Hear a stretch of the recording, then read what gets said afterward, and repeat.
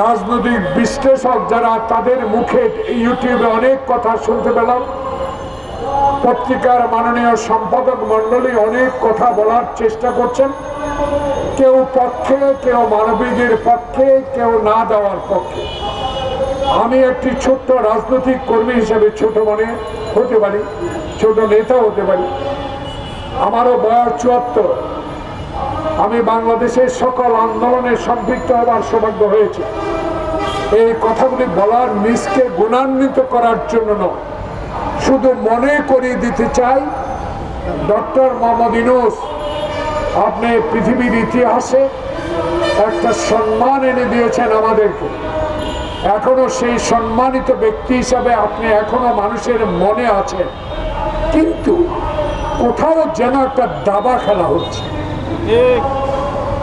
কোথাও যেন নির্বাচন নিয়ে একটা চক্রান্ত হচ্ছে, কোথাও যেন আপনাকে বাধা দেওয়ার চেষ্টা করছে। সেটা আপনাকে অবহিত হতেই হবে। আপনাকে আপনার সহযোগীরা যারা অ্যাডভাইস করেন, যারা অ্যাডভাইজার, তাদেরকেও সতর্ক অবস্থায় থাকতে হবে এই দাবাটা কোথায় খেলা হচ্ছে। প্রিয় বন্ধুগণ, রাখাইনকে মানবিক কারণে করিডোর না দিয়ে তাদেরকে মানবিক সহায়তা করার শক্তি ইনশাআল্লাহ বাংলাদেশের আছে। যেহেতু বাংলাদেশে ইতিপূর্বে লক্ষ লক্ষ রোহিঙ্গাকে আশ্রয় দিয়ে বিশ্বের দরবারে একটি সুনাম অর্জন করেছে। আমি একটি ক্ষুদ্র মানুষ হিসাবে একটা কথা বলতে চাই।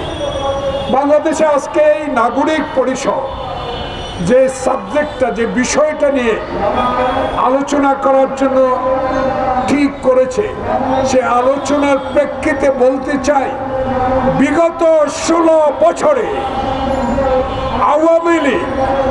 আওয়ামী লীগের নেতারা, আওয়ামী লীগের সহযোগী সংগঠকের নেতারা, সামান্যতম পদ পদবি যারা পেয়েছে আওয়ামী লীগের, তারা বাংলাদেশে যে সম্পদ লুট করেছে, যদি এই সরকার চেষ্টা করেন এই সম্পদ উদ্ধার করে এই রাখাইনের জন্য যে কোনো একটা দ্বীপ রাষ্ট্র কিনে দিতে পারে।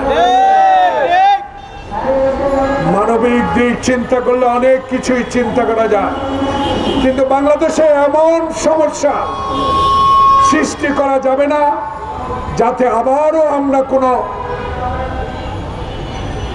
ষড়যন্ত্রে পড়ে যাই, আবারও যেন আমাদেরকে এই করিডোর নিয়ে আবার আন্দোলন না করতে হয়।